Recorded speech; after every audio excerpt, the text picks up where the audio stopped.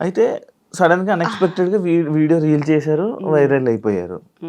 మీ husband, మీ అమ్మగారు, మీ అత్తగారు వాళ్ళ రియాక్షన్ ఏంటి వైరల్ అయిపోయాక? వైరల్ అవ్వకముందు ఏం జరిగిందో చెప్తాను శివ. ఆ, అయ్యి- వైరల్ అయ్యాక అవ్వక ఎవ్రీబడి ముందు? Says yeah. వెరీ గుడ్, ఓ.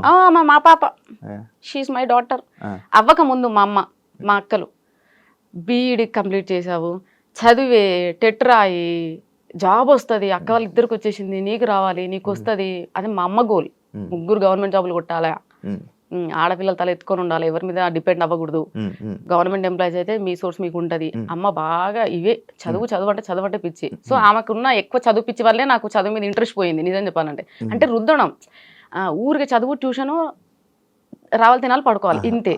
సో దానివల్ల అంటే ఇది వైరల్ అవ్వకముందు ఏంటంటే ఇంట్లో ప్రెషరు, ఏమని ఎగ్జామ్స్ రాయి, చదువు.